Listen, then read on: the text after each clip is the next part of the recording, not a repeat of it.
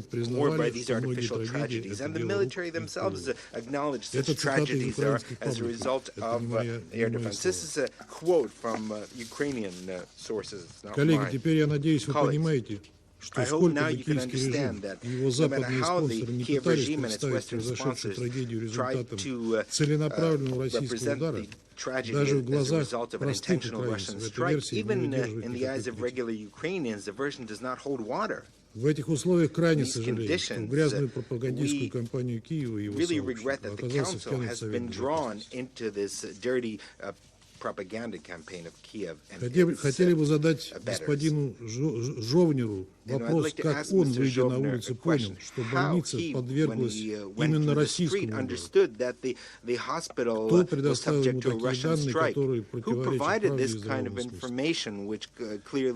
Понимает ли он, что если бы это была российская ракета, от здания бы ничего не осталось?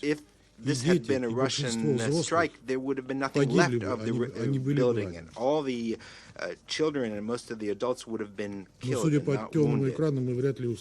But due to the fact that the screen has been darkened, I don't think we'll hear an answer from Mr. Zhovnir. Мы неоднократно говорили, что Россия не наносит удары по гражданским объектам на Украине. Если же говорить об ударах российских ВКС, которые действительно были нанесены по объектам военной промышленности Украины и авиационным базам ВСУ, то одной из целей в Киеве стал Киевский завод имени Артема, одно из крупнейших предприятий концерна «Укроборонпром».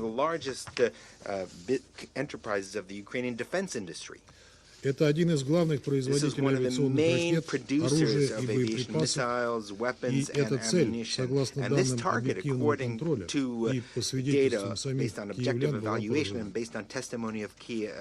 Поскольку завод находится примерно в 2 километрах от пострадавшей детской больницы Охмадет, есть все основания полагать, что поразившая его ракета украинской ПВО была предназначена именно для перехвата той российской ракеты, которая попала по заводу.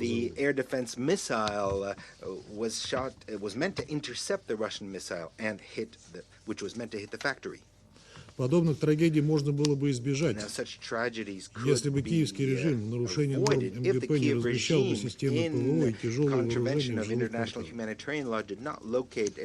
Однако на этот момент его западные спонсоры предпочитают закрывать глаза. Не можем также не сказать и о том, что сами украинцы в соцсетях подметили примечательную тенденцию. Трагедия с попаданием ракеты ПВО в детский госпиталь произошла ровно накануне саммита НАТО. Причем это уже 3-й саммит НАТО с начала СВО, и схожие ситуации возникали перед каждым из них. Так было 27 июня 2022 года, когда украинские СМИ сообщили о взрыве в торговом центре в городе Кременчуг Полтавской области, в то время, когда в нем якобы находились сотни человек. В действительности пожар в торговом центре, который не функционировал, произошел в результате детонации хранившихся в соседнем здании, поступивших от США и европейских стран. Так было и когда в ночь на 6 июля 2023 года российские ВКС нанесли удар по пунктам временной дислокации ВСУ и иностранных наемников во Львове. Примечательно, что мэр города Львова, Садовый, признал, что жилые дома были of Lvov, Mr. Sadovy, acknowledged that the buildings, residential buildings, were damaged by fragments of the air defense. In all these situations, these were maximally exploited by the head of the Kiev clique in order to beg for more weapons for Ukraine. It's an interesting tendency, isn't it? И весьма показательно, что ее подмечают сами украинские информресурсы. Кстати говоря, напрашивается еще один вопрос. И это к словам постпредословения о подтвержденных данных удара российской ракеты по госпиталю Охмадет.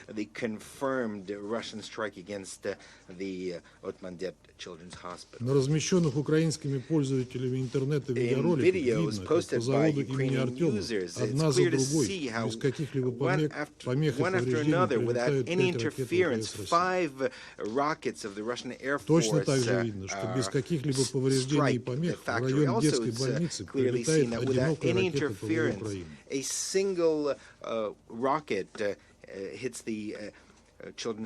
ПВО Украины.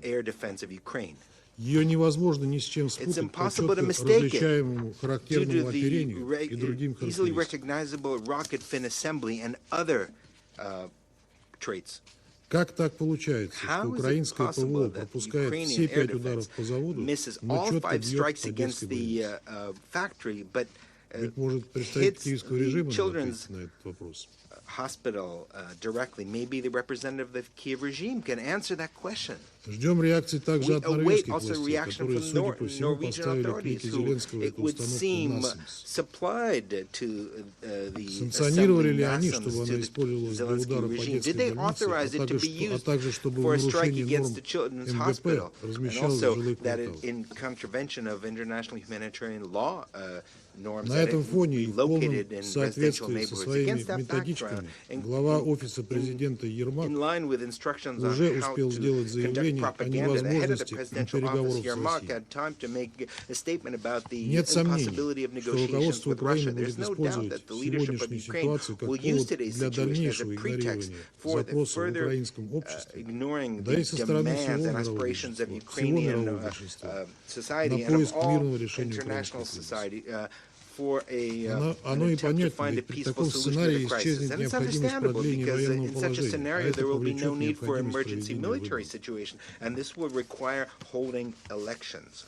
And the Kiev clique, which has lost all legitimacy, fears this more than ever, more than anything, acknowledging that the population has a very negative attitude toward it. This is why it prefers to sacrifice tens, if not hundreds of thousands of its own citizens who are sent into a senseless meat grinder. We, on our side, have frequently spoke in favor of beginning negotiations and ending hostilities. However, this must be a cessation rather than a pause in hostilities, in order to give Kiev, which would give the possibility for Kiev to lick its wounds and rearm. Furthermore, the root causes of the Ukrainian crisis must be tackled. Without this, there will not be any sustainable and lasting peace. Our conditions for concluding the conflict were clearly stated by President Putin on the 14th of June at the meeting with the leadership of our foreign ministry. We value also initiatives of all states who are aimed at a genuine ceasefire and taking into account our legitimate concerns rather than aimed at promoting propaganda operations such as a pseudo-peace conference in Switzerland. And as long as Kiev and its sponsors remain deaf to the appeals of using diplomacy, we will continue to be forced to compel Ukraine to peace and eliminate the root causes of the current crisis situation through military means. I will now go back to my role as President of the Council, and I give the floor to Ukraine.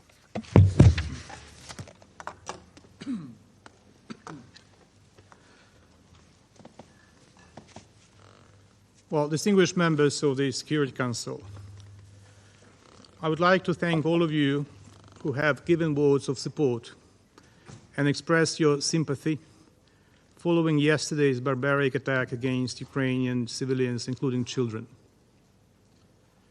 I would also like to thank Acting Under-Secretary General Msuya and Mr. Zhovnir for their comprehensive briefings, revealing the dreadful outcomes of the Russian missile strike. I'm sorry to recognize the representative of the terrorist Putin's regime in the chair's seat.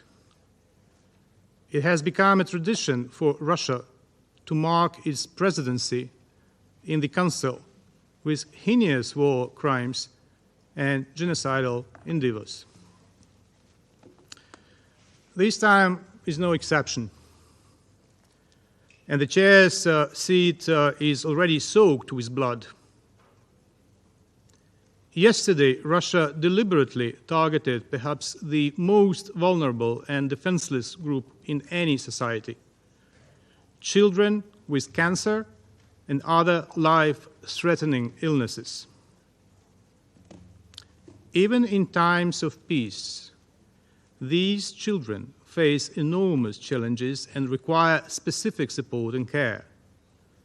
It has always been recognized as one of the most touching manifestations of humanity and empathy to donate and help such children, to ensure they get medical treatment and to create joyful moments to alleviate their sufferings. The Ohmad Children's Hospital in Kiev, the largest medical center treating young patients with cancer and other life-threatening illnesses, has served this goal and helped thousands of children from across Ukraine and abroad. The director of the Ahmedid has just briefed the Council on the unique position of this hospital in the system of medical treatment of children. Yesterday, Russia again showed its repugnant version of empathy toward children by attacking the Ahmedid with the Kh-101 cruise missile.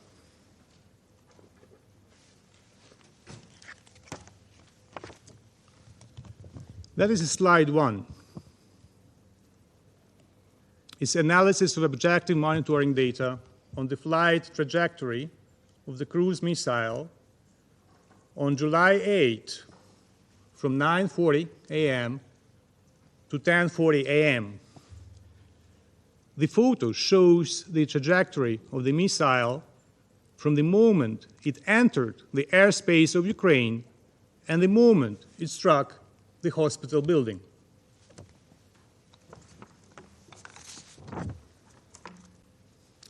The video footage clearly testifies that the Ahmedid hospital was a deliberate target. The footage captured the moment the Kh-101 missile dived towards the hospital building. Later, the Security Service of Ukraine made public the pictures of the remnants of this missile found on the spot. Slide 2. During the inspection of the scene, the investigators of the Security Service of Ukraine and the National Police found and examined fragments and parts of the air missile that struck the hospital.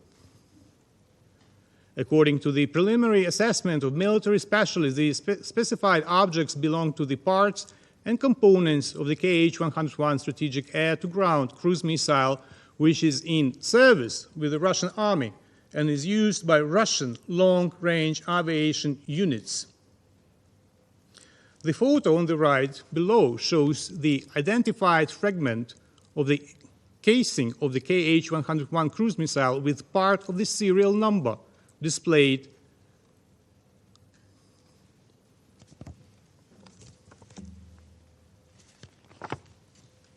Slide 3, fragment of the Kh-101 missile under the rubble of the hospital building, part of the missile body. Slide 4, characteristic elements of the Kh-101 missile have been identified and examined. The photo on the left shows a fragment of the wing opening mechanism of the Kh-101 cruise missile. The photo on the right shows a fragment of the Kh-101 cruise missile engine.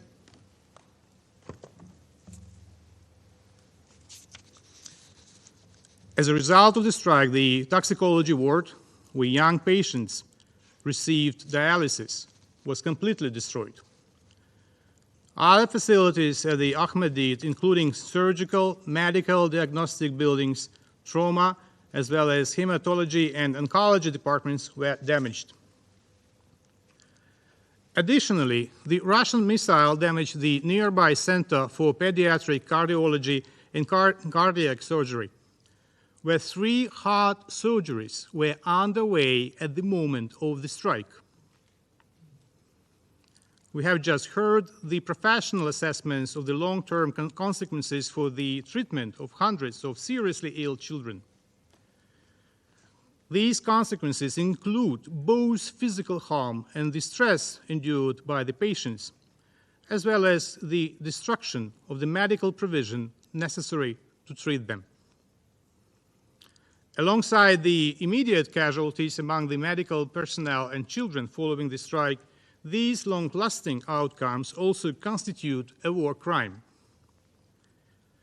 Even more abhorrent is the fact that the Ahmedid hospital was just one of many targets in Russia's heavy missile strike, which hit the cities of Kiev, Kryvyi Rih, Dnipro, Slavyansk, Kramatorsk, and Pokrovsk yesterday.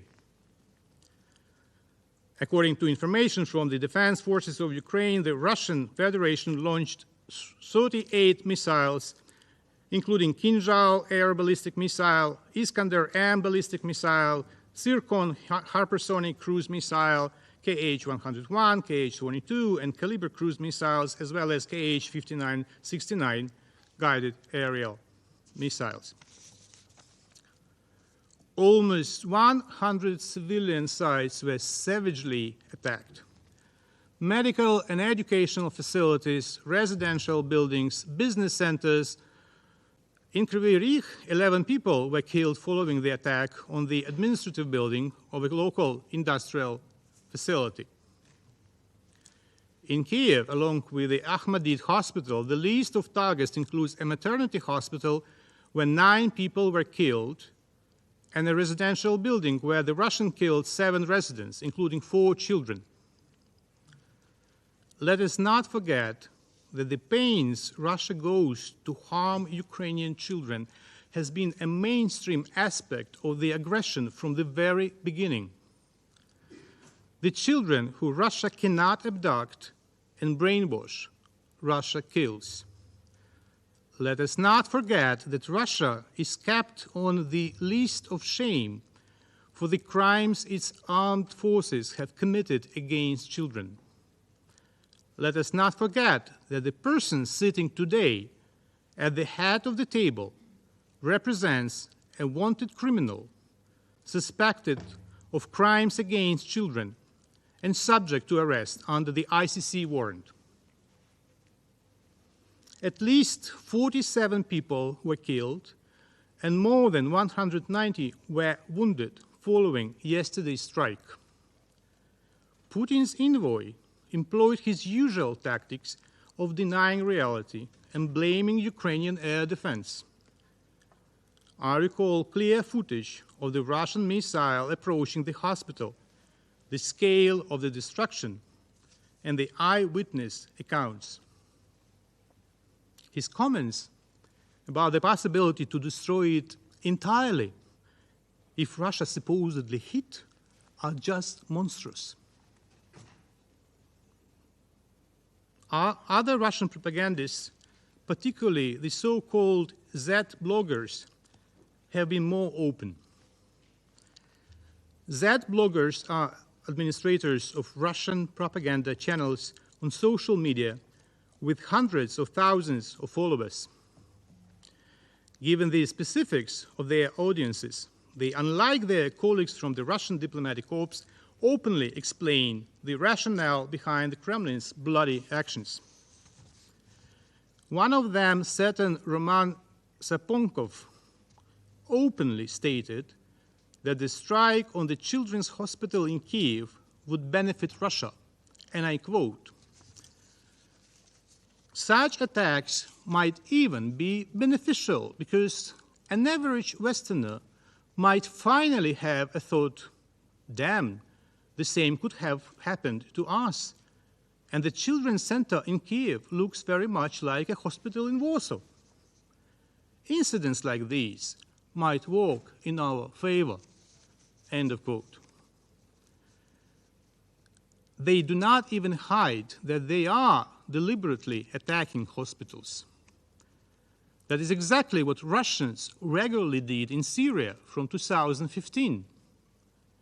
In April 2016, for instance, they attacked the main health care facility for children in the city of Aleppo, killing 24 civilians.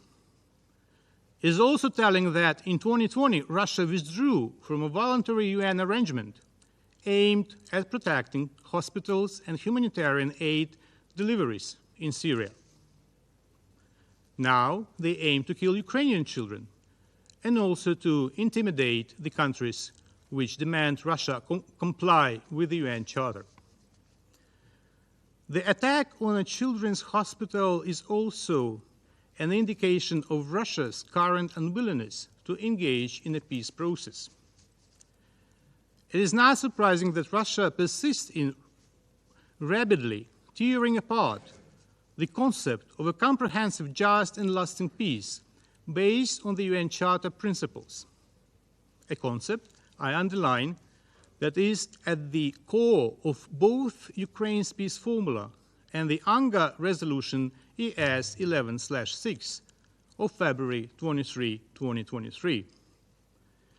Russia has rejected its responsibility to adhere to the UN Charter and, in fact, demands that the international community acknowledge its right to violate international law. However, the attack on the Children's Hospital is also a manifestation of Russia's deepest contempt for any peace initiatives, regardless of their origin. The Kremlin's moral and managerial degradation has reached such an extent that it does not hesitate to commit crimes that undermine the vision for peace of those countries on which Kremlin now entirely depends. Russia is like cancer, only worse. It will stop killing and expanding violence only when it is incapable of doing so. It is imperative to shoot down Russian missiles. It is imperative to destroy Russian combat aircraft at their bases. Bold steps must be taken to eliminate any security deficit. Currently, the UN membership is actively preparing for the Summit of the Future.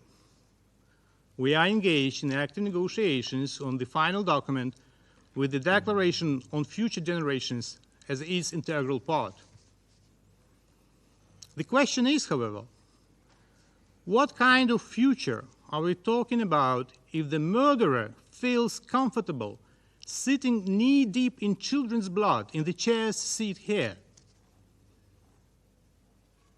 As I said in this chamber in 2022, this war criminal will end up in hell, bypassing purgatory, and his place there is eternal. What matters, however, is how he will be put in the dock before that. I can't stomach the thought of how one can shake his hand and accept a lunch with him paid for with blood money. It is sickening to think of how, in about a week, his depraved boss, Lavrov, will preside over all of you in this chamber and lecture you on multilateralism. How many more Russian crimes will it take for the issue of the presence of the dictatorial Kremlin regime in the Soviet permanent seat to be addressed? What atrocities must be committed to ensure that the aggressor's veto is disregarded and the Security Council is able to respond to Russia's aggression and war crimes? The international community has the necessary capacities to provide the aggressor with proper answers. Answers in the only language that any aggressor understands: strong, resolute, and united actions to defend the Charter, to stop its violations, and to ensure accountability for all crimes, including those committed yesterday. I thank you. В соответствии с традициями председательства и сугубо в качестве председателя Совета я вынужден поблагодарить Украину за их заявление. Сейчас я предоставляю слово главе делегации Европейского Союза в Организации Объединенных Наций. President, I have the honor to speak on behalf of the European Union and its member states, the candidate countries North Macedonia, Montenegro, Albania, Ukraine, the Republic of Moldova, Bosnia-Herzegovina, Georgia, and the EFTA countries Iceland, Liechtenstein, as well as Andorra, Monaco, and San Marino, align themselves with this statement. As we heard from USD Msuya and from Dr. Zovnik yesterday, several waves of large-scale Russian missile attacks on Ukrainian cities caused at least 40 civilian deaths, including children, and over 150 injuries, and numbers go up every hour. In Kiev, the Okhmadit Children's Hospital was directly hit by a missile, a children's hospital. The images of the aftermath of that attack are devastating. Panicked parents holding their children on the street, doctors and nurses scrambling to provide first aid against the backdrop of destruction. The attacks were immediately and roundly condemned by both Secretary General Guterres and PGA Francis and countless leaders and voices around the world. They are a stark reminder of why the Russian armed forces are listed by the UN as a perpetrator of great violations against children in armed conflict. By targeting Okhmadit, a symbol of Ukraine's childcare medicine, Russia once again demonstrates its cruelty and its utter insincerity about peace talks. One can only imagine the further horrors that were averted by the courageous interventions of Ukraine's air defenses. Colleagues, we are confronted with a striking paradox. The member state currently holding the presidency of the UN Security Council, the body responsible for maintaining peace and security, is intensifying, as we speak, attacks on civilian infrastructure in Ukraine, including that country's hospitals and power plants. Such systemic airstrikes against Ukraine's civilians and civilian and critical infrastructure violate international humanitarian law and must stop immediately and unconditionally. In a report issued last week, the Office of the Commissioner of Human Rights extensively documented Russia's targeting of energy infrastructure, as well as its use of so-called double-tap strikes, where it uses high-precision weapons to strike the same location twice within a short interval, causing additional casualties among civilians and first responders. These are the facts. These are the facts. Russia and its leadership must be held fully accountable for waging a war of aggression and for other most serious crimes under international law, as well as for the massive damage caused by their war. Later this week, the UN General Assembly will vote on a resolution regarding the threats posed to the Zaporizhzhia nuclear power plant and to support the work of the IAEA in ensuring nuclear safety and security in Ukraine. It is the first time in history, that a nuclear power plant, the largest in Europe, has been illegally seized by a foreign aggressor. History matters here. History, including the 1986 Chernobyl disaster, has taught us all the existential importance of nuclear safety and security. Russia's irresponsible actions place all of us at risk. That is why we hope and expect that all UN member states will strongly support this resolution and this initiative for nuclear safety. In closing, I cannot but reaffirm, especially in the aftermath of this inhumane bombings, the EU's unwavering support for Ukraine's independence, sovereignty, and territorial integrity within its internationally recognized borders. The European Union will continue to support both Ukraine and respect for the UN Charter in response to Russia's illegal aggression for as long as it takes. Thank you. Я благодарю Евросоюз за их заявление и сейчас предоставляю слово Польше.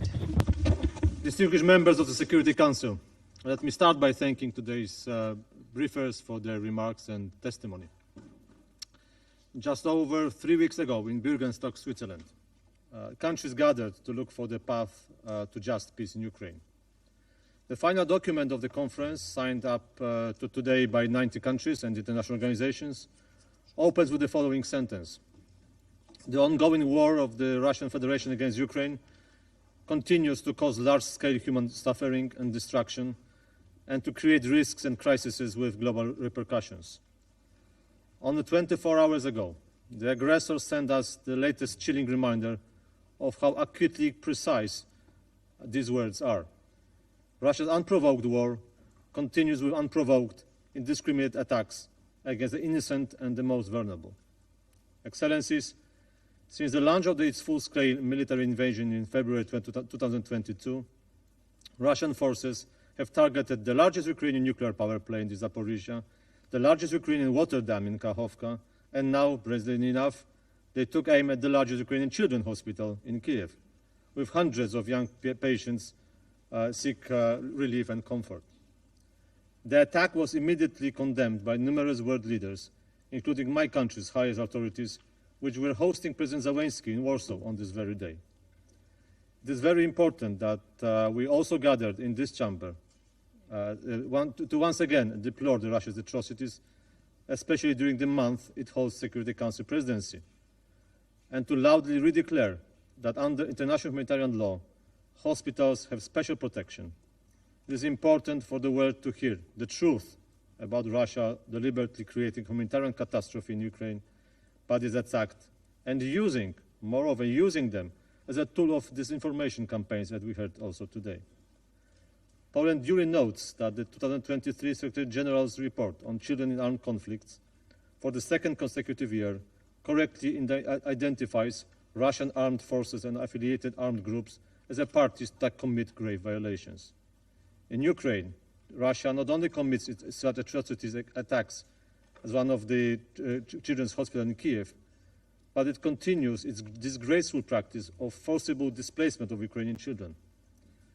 All this violates international law, including Geneva Convention, Genocide Convention, and the Convention on the Rights of the Child. And it constitutes a war crime for which Russia must be held accountable. Children who remain in Ukraine face the risk of death and loss of health and have very limited opportunities for development and education. And let me be clear, saying so, we have in mind not only Ukraine, but the children in every conflict. Our children are targeted victims. Excellencies, according to media experts' estimates, Russia spent as much as $250 million on yesterday's missile barrage against targets in several Ukrainian cities. Instead of spending money on treating its own children, Russia prefers to spend hundreds of millions on killing children in Ukraine. And it's not only about Ukraine. The sum of money spent on this one-day attack would be sufficient for building several hospitals in developing countries. Russia's war cost everybody dearly, both in loss of lives and material damage. Distinguished delegates, can you imagine what would be those costs in the case of nuclear disaster? This is why the UN General Assembly will soon vote on the resolution condemning the Russian aggression against Ukraine, which urges Moscow to refrain from its nuclear gamble of illegally occupying Zaporizhia nuclear power plant that puts us all at the great risk.